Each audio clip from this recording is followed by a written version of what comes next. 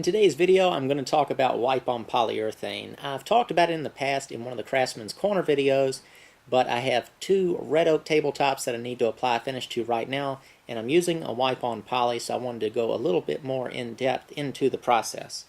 Wipe-on poly is basically polyurethane that's been thinned down with mineral spirits, and you can buy it in quart cans already pre-mixed at Lowe's, Home Depot, and many other stores, or you can mix it up yourself. And basically all you do, take your polyurethane of choice. This is Minwax, clear satin, and then some mineral spirits, and thin it down. And I do probably 80% polyurethane, 20% mineral spirits, and that's just a guess. I basically do it by eye. You just want it thin enough to where it flows really good and could be easily absorbed into a cloth and wiped on and sort of wiped off, because that is sort of what a wipe-on poly is. You're applying it with a soft cloth, and as you're wetting that surface, you're also sort of wiping up the excess. So you get a very even finish, and that sort of is the purpose of it. You get that sort of hand-rubbed look out of the finish, but also the level of protection you get out of a polyurethane. So that pretty much sums the whole thing up. Buy it yourself or make it yourself. The reason you can make it yourself is you can buy your polyurethane in larger quantities and then have the option to thin it or use it full strength in any ratio. So you just have a little more options, and it's also a lot less expensive. And mineral spirits has many other uses, so it's not like you're buying more stuff than you need. So that pretty much wraps it up. Let's go ahead, dive in, and get some mixed up. The first step is adding your polyurethane into a separate container, and I'm using a little peanut jar, and I filled it up about 3/4 of the way full and then added that much mineral spirits. Not sure exactly how much it was, but just enough to get it to about that viscosity. You want it runny, but not too runny to where you don't actually even applying any polyurethane, but not so thin that you're only applying mineral spirits to the wood. And then right here I'm just sort of demonstrating a way to roll up your rag without any creases, and that makes for a smoother finish in the end. You can use a bigger rag. That's just all I had with me. You can get a much larger rag and you can clamp it together with a little squeeze clamps too if you want to. It kind of keeps it held together.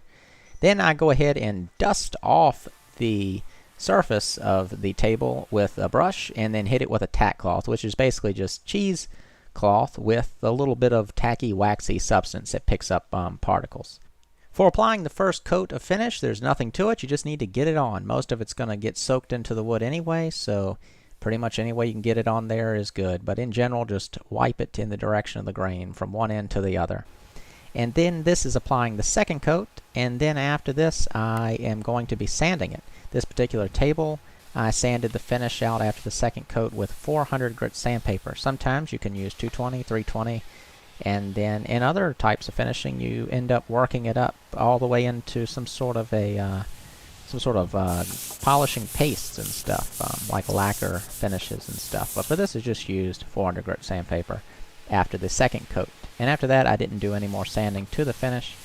I did end up buffing it out afterwards. It's right after this clip. And I also applied finish to the bottoms of the tables, and this helps with cupping. So that's polishing the finish, and it's right before it's completely, the polyurethane is completely dry to the touch, but not hardened yet. I go ahead and buff it out, and that evens out the finish. You can see the reflections in the background that it's pretty even and slick looking, but not a high gloss. It is still satiny. And once again, I mean, this is a great finish. You get that more hand-rubbed quality finish look, but you're getting that protection that you get out of the polyurethane, which of course I've probably said 2 or 3 times.